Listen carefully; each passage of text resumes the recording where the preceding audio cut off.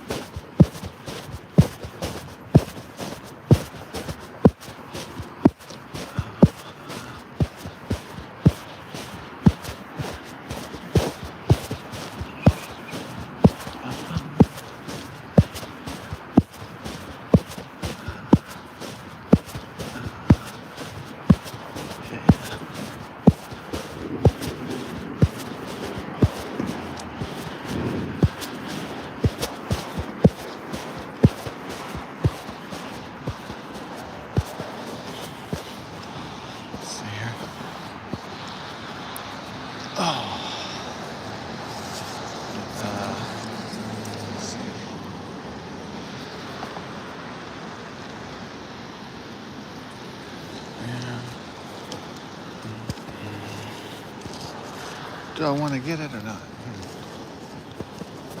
Well, it's two.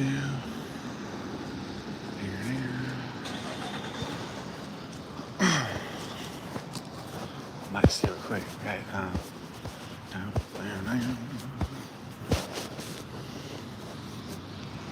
Alright, let's rock and roll.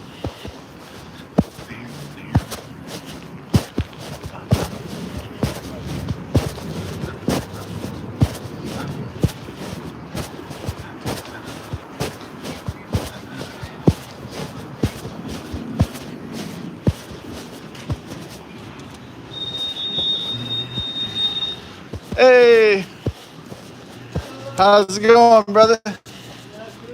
Gonna try Mega Millions tonight and get 2 beers.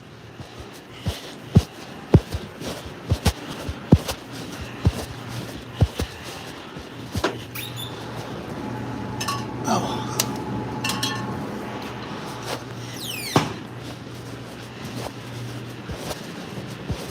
Damn.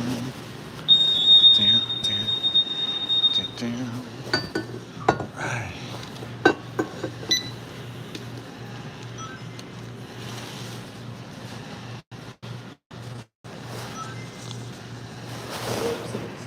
Okay. All right.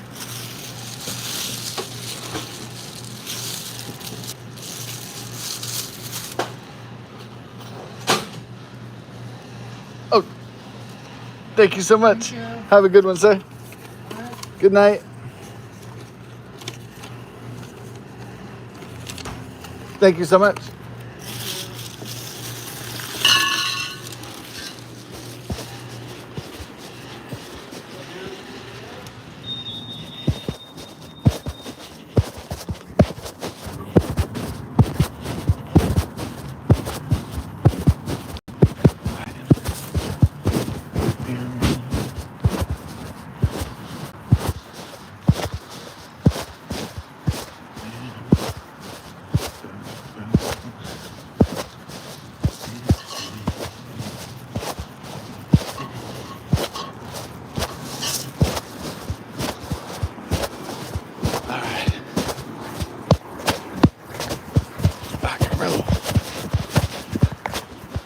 The Friday experience, like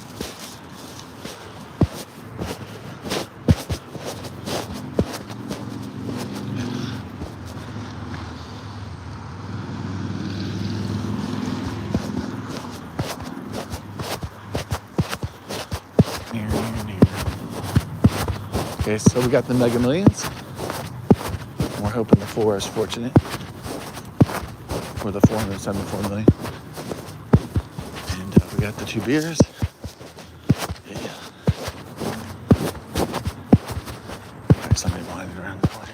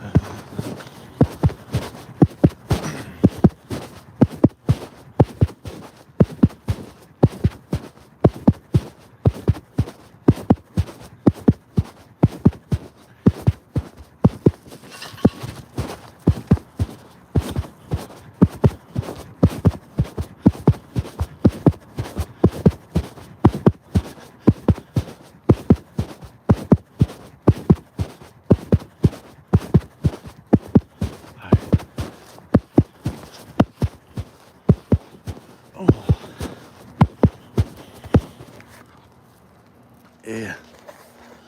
All right. Got the booty.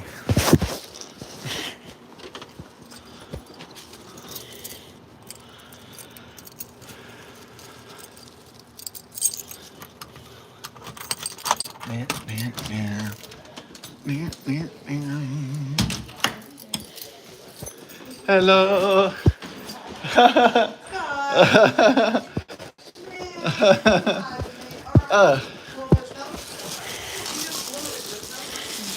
I'd already planned to do it tonight. Enjoy yourself. You're not smoking a cigarette. Okay. All right, all right. And you're not drinking them all. Okay, okay.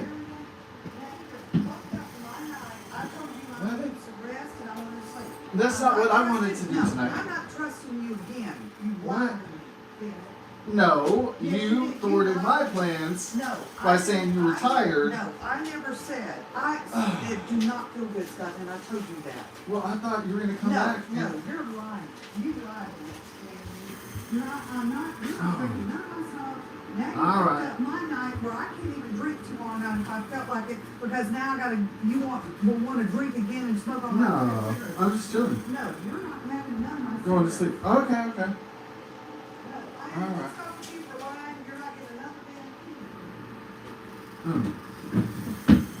I wasn't lying. You were just up my butt.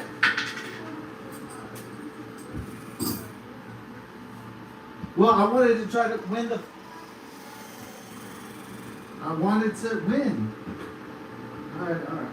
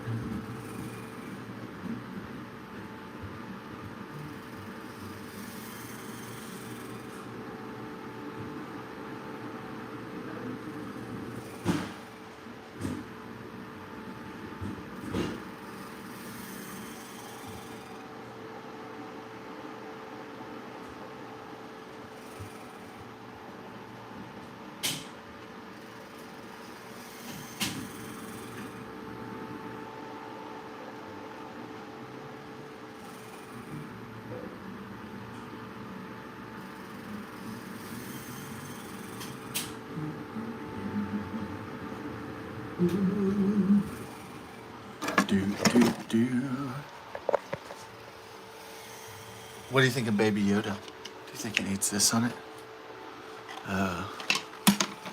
Yoda. Yoda. Oh yeah. Baby Yoda. Looks dope with some shades on. It's kind of like the human shades are a little bit too big for Baby Yoda, huh? Yeah.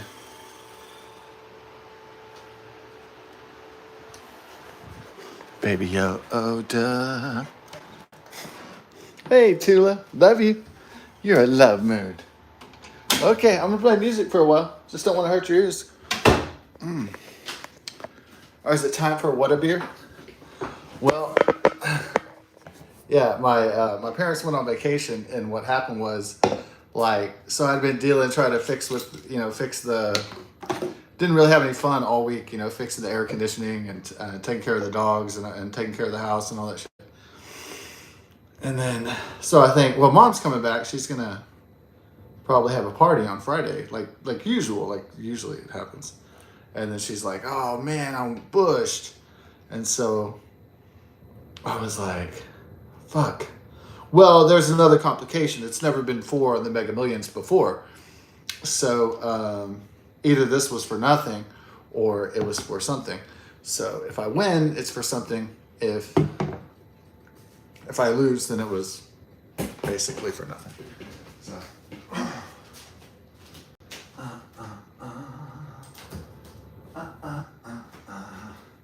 I was going to get that 4, no matter what. Because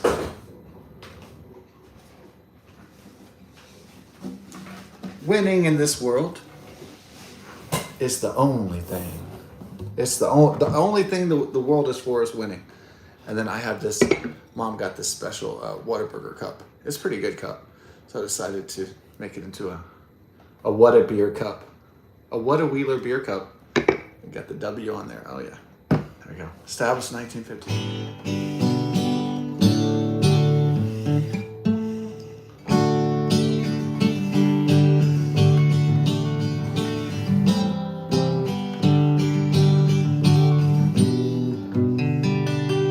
Fix the air conditioning, I was dealing with it like I put some drain line cleaner in on Monday, and then it kept fucking up, and then I put some hot water and some vinegar. It's a newer Carrier system, but it's an old condo from 1983. So, plus we live in a swamp in Houston, Texas, so it could be algae or, some kind of bacteria or sludge, whatever that clogged up the drain line. Since we live in a swamp. Yeah. Supposedly the air filter's new, so I was... Then I went outside. Well, I had to multiple times clean the drain line with a vac, and that took up most of my Monday. I drank some beers, stepped in the dog shit, and sang "My Gangster's Paradise" in the fake "I'm Glad Jimmy Kimmel's Back" tribute show, the facetious show. I'm so happy Jimmy Kimmel's back on the air, and then. I hadn't had a drink in a while since like Friday, so this was Tuesday now. And then when I saw Animal House, I was like, I want to go get a drink. Like when I saw that movie.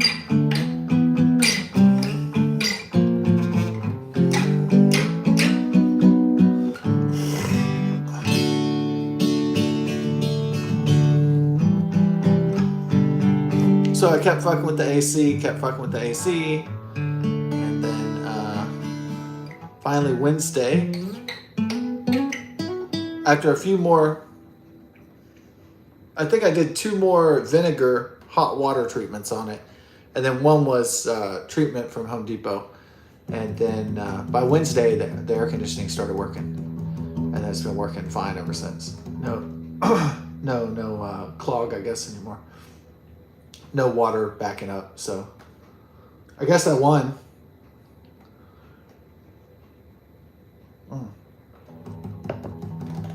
Yeah. Mission accomplished.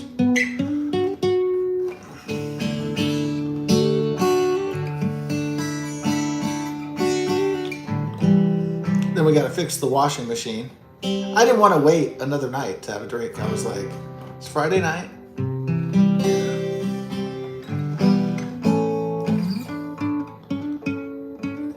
Now, normally, I'd like to do stuff on my family's schedule.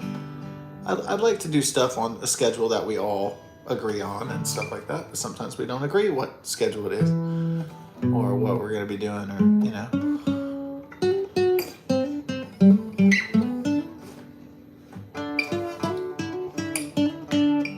I might want to do something at a certain time and somebody else might want to do something at a certain time. So we just have to compromise. Or if there's no compromise, then I guess there'll be conflict.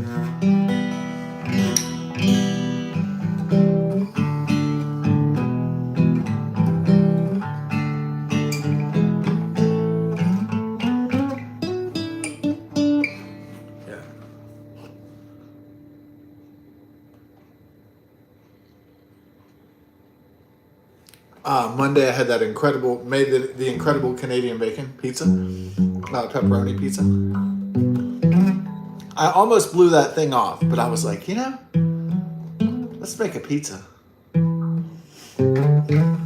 Like, we got flour, we got the ingredients, we got the yeast, we got the mozzarella, we got the pizza sauce, we got all the shit you need. Yeah.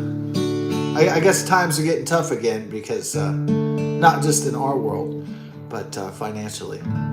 But it's really, we got somebody put solicitation in the condominiums in the neighborhood, and it was like it's this long ass shit, this long ass story, like, I'm a single mom and I have 2 kids, and in the hustle and bustle of life, it's hard to, I've been complaining that, I've had garlic powder and garlic, onion powder and ginger powder, but it's not the same as the real thing. So I've decided in my kitchen to make a onion, garlic, and ginger paste that's good for cooking. And that was the solicitation. I noticed it this morning. It was on everybody's, by their garage, by their door and garage.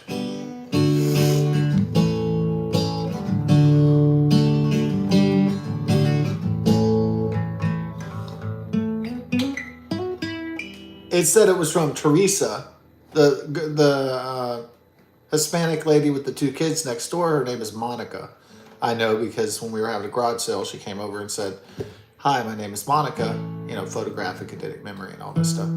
So, yeah, that's Monica, not Teresa. And it didn't say it was in this neighborhood. It said it was in Memorial Northwest, which is a different neighborhood. So, and then it said at the end, the kicker was, give me a call and I'll bring you a free jar. Like, she was actually going to she's going to give away a free jar of her onion, garlic, ginger paste stuff to cook with. And, yeah.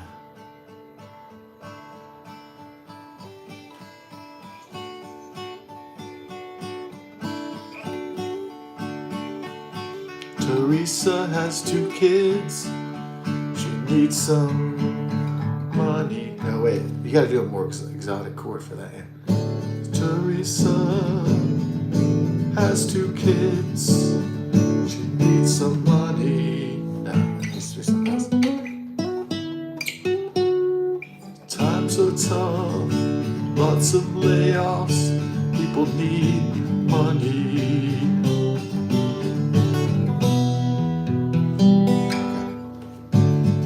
Starbucks and Panera Bread is closing down. Lots of Microsoft layoffs. So there's tons of layoffs in all these places. People thought that were going to stick around forever, closing down. There was a time when you would say Starbucks are closing stores. Like, what? That's crazy, man. No, I love the comedian. My favorite comedian is not my favorite comedian, but I don't know his name. He was just there's this place in Houston where there's a drive-through Starbucks, and then there's another Starbucks, and it's off FM 1960 and 249.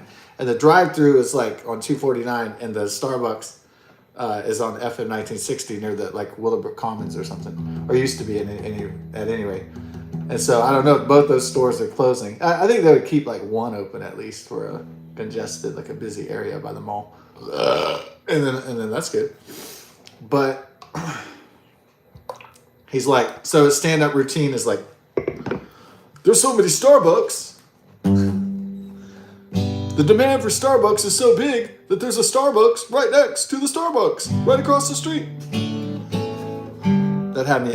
It was more. It's not the joke was really all that funny. It was just funny when I thought about it, because I had lived in that area.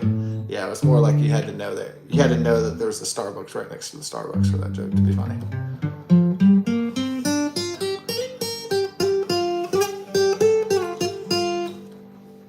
McDonald's is so popular, there's like a McDonald's right across the street from another McDonald's. I swear to God.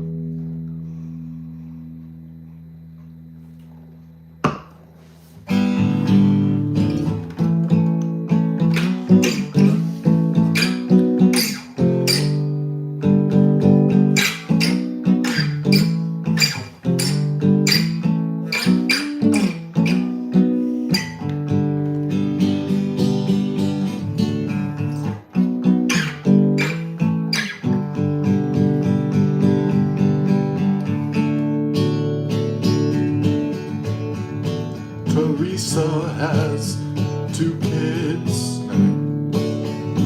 Teresa has 2 kids. Maybe that's a little bit. Teresa has 2 kids and the dad left.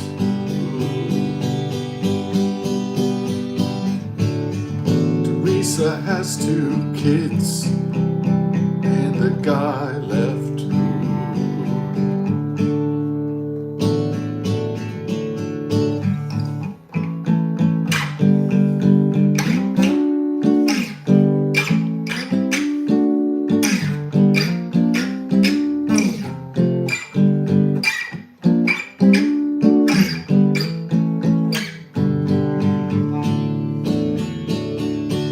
I don't know, this seems kind of weird. Call me and I'll come by your house and give you the jar.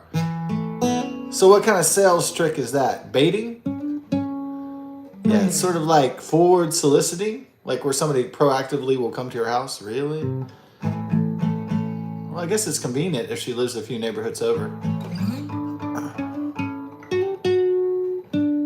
Is she about to use? Is she about to lose one of those big O ass houses over there? Man, they got some big O houses in Memorial Northwest, huh? Some big O ass fucking, I mean, expensive houses.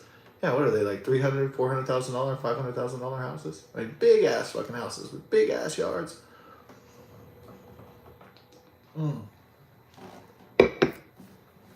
The American dream, baby. Yeah, they're older houses, but they're real nice. People moved in here and had these big ass houses, these beautiful houses with these big front and backyards, and when there was still nature and it was really beautiful and everything, and there was beautiful trees and ponds and places to go out in nature, and now it's just like a big fucking parking lot, and it's like suburbs, and then there's like one big fucking parking lot, and then there's the ghetto coming towards you. It's pretty much what the big city is in Houston now. I'm sure in the 1950s and the 1960s and the 1970s and 1980s, it was utter paradise, though. It was like mostly white people, probably. It was beautiful yards and amazing big families and double 2-story houses. And it was fucking, big forests and ponds and walking trails. I bet it was fucking paradise at first.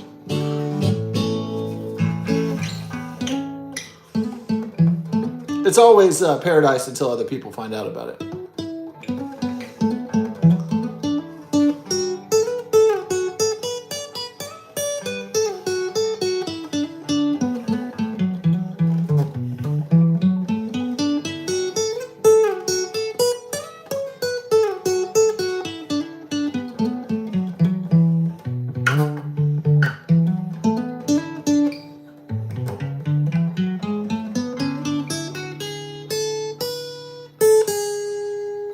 Did you do that one?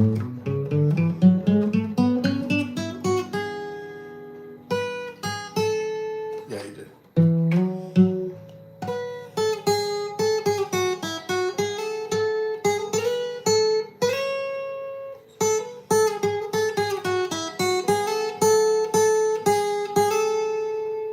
Make up some shit.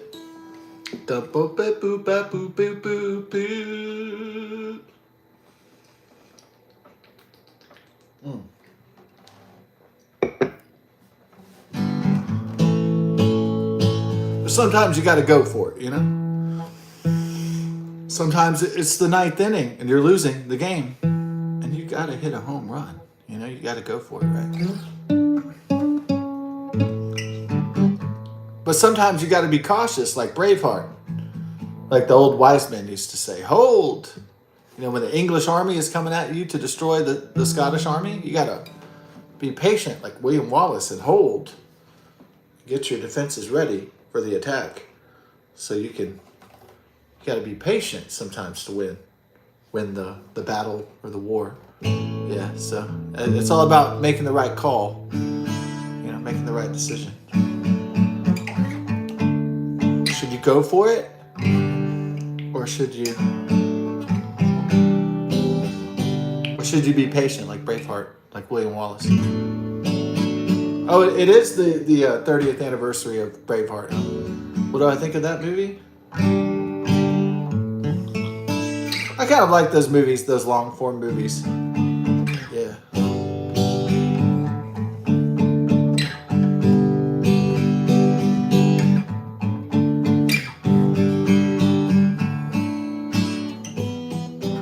Yeah, when did romantic love start anyway? You know? When did romance begin in civilization? Yeah, I guess that is an interesting thing. Because when they do these, old type, these period pieces, it's always kind of funny, like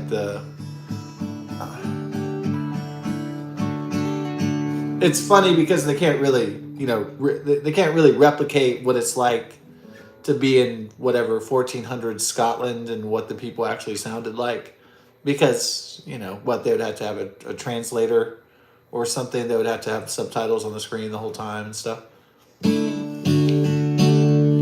So it's kind of awkward. William Wallace trying to hit on a chick, but everything's dilapidated and it's ancient and medieval and shit, but it's contemporary people, so.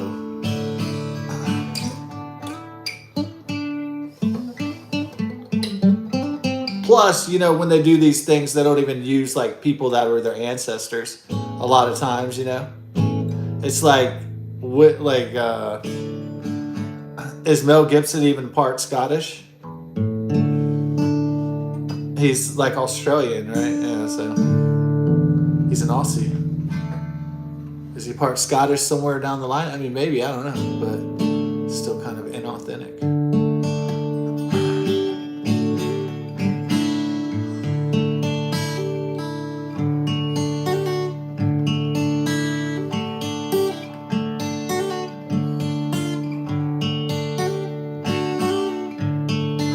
In terms of William Wallace, in terms of Mel Gibson's triumph as a director and producer and actor, I think it was a great portrayal of William Wallace. I think it was real good. It was real good. It's a Hollywood version of the historical events, but you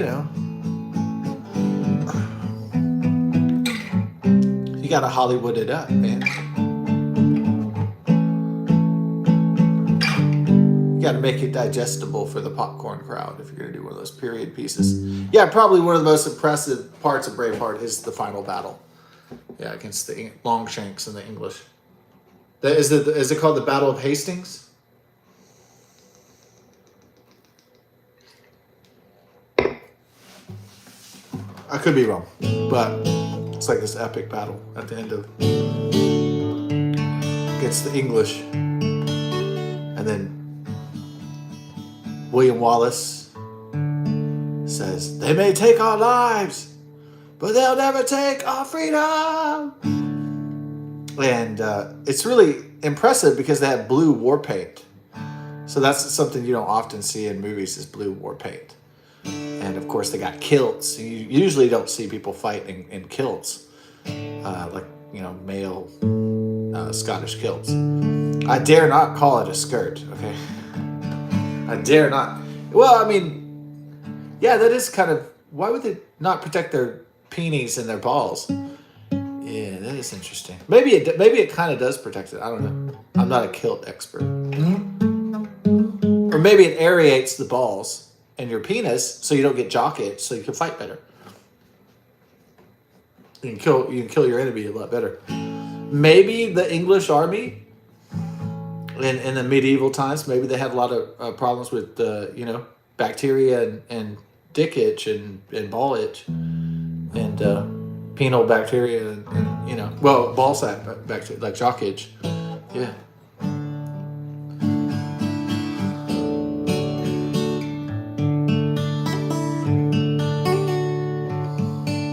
Jock itch, ball sacks with bacteria.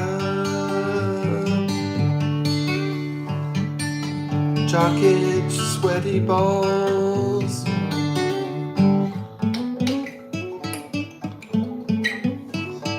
Is it the size of your balls which causes the jock itch? The size of your member, or is it just like how hard you work? Like if you exercise a lot, do you get a lot of sweaty balls? You know, is it the hairiness of your balls which causes the jock itch?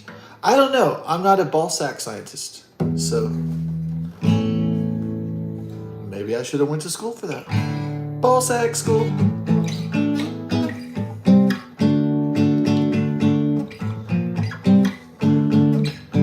Nutsack school. Nutsack school. Nah.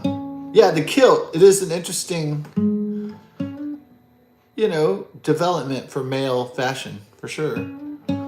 The kilt. Is it easier to get women with the kilt in the Scottish times? Because you're able to declare your penis size to the females. So you could lift it up and be like, hey, Charlotte, check this out. Just thinking of you, right? I don't know if it was for flashing or fashion, or is it for combat? You know, I have to do some more research on that.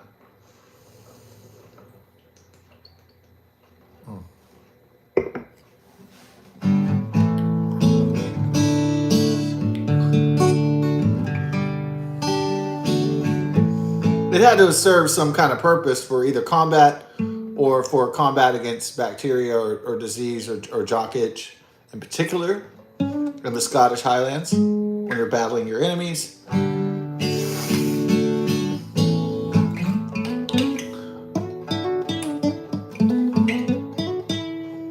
Maybe one of the Scottish guys with the kilt, he's like, I've got the kilt. And the English guy's like, oh, I have jock itch. Oh. Ah! Ha ha ha! You have sweaty, infected balls. Fuck you! And then, like, he died. The English guy. The English combatant. The Anglo-Saxon combatant. Yeah. Yeah. All right.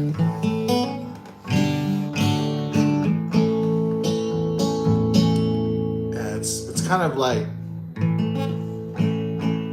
did Rob Roy come out before Braveheart? I want to say, was it 1994, and then Braveheart came out the year after. I like Rob Roy, you know, but again, it's one of the early like big classics with Liam Neeson, The Irishman.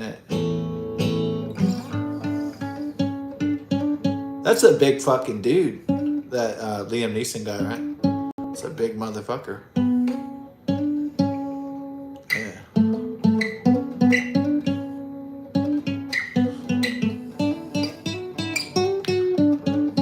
But I like Liam Neeson. He's a man with a particular set of skills.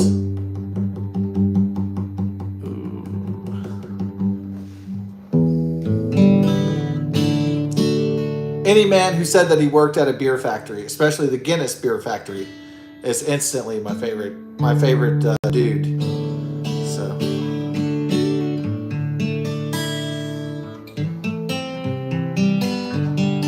What's my family heritage? I think I said it a million times, but Irish, English, Cherokee Indian, Native American. So there it is. Boom, in a nutshell. Now there are English and there are Irish Wheelers. So, but the Wheelers aren't native Irish. They're English that migrated to Ireland in the 1500s. I mean, there is Irish. They're just not the original Irish, if you will. Yeah. So originally the Wheelers are from England. So the wheelwrights, the great artists and inventors and engineers, you know. So